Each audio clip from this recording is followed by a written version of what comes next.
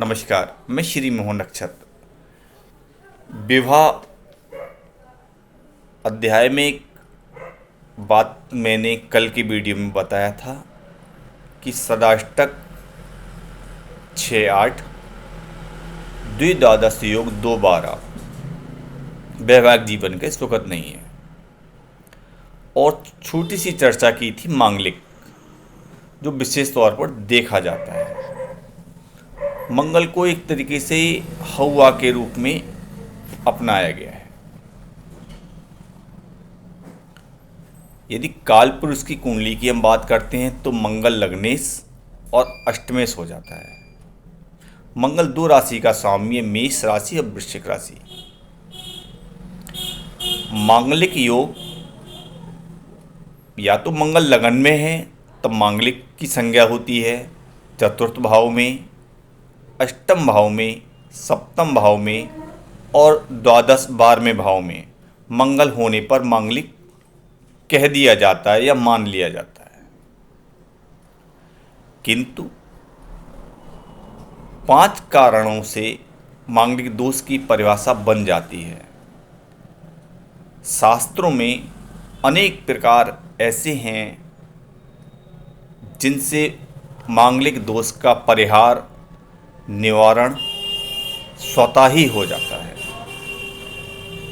मंगल अस्त होने पर, मंगल वक्री होने पर, मंगल शत्रु राशि में होने पर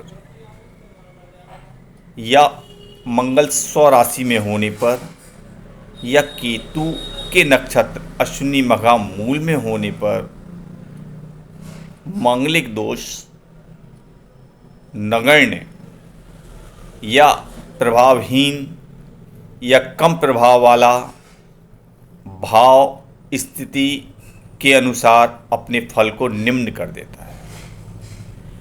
तो 5 कारण बनने के हैं और यदि सभी शास्त्रों का हवाला दिया जाए तो मैं समझता हूँ कि 50 कारण उसके निवारण के मिल जाएंगे।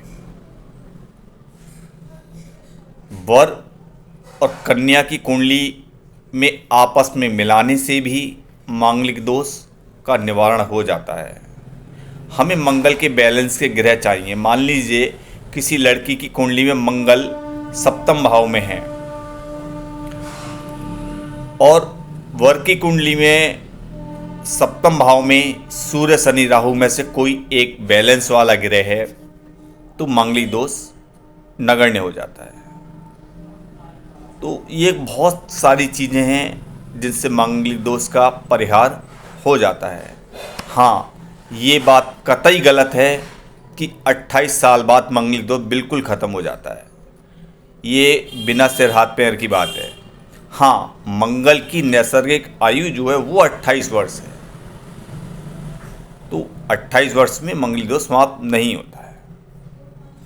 मंगल का किसी कारण से निवारण या परिहार नहीं हो पाता है तो मंगल के अंदर मारण शक्ति होती है, तो जिसमें कहा जाता है कि उन वर या कन्या में से एक बचता है। ये बहुत कम, यानी कि यदि हम 10,000 पत्रियां देखें तो 2 या 3 पत्री में ऐसा फल होता है, अन्यथा नहीं। तो 1% भी इस तरीके का फल नहीं है। आयु परमात्मा के अधीन है। जय श्री कृष्ण।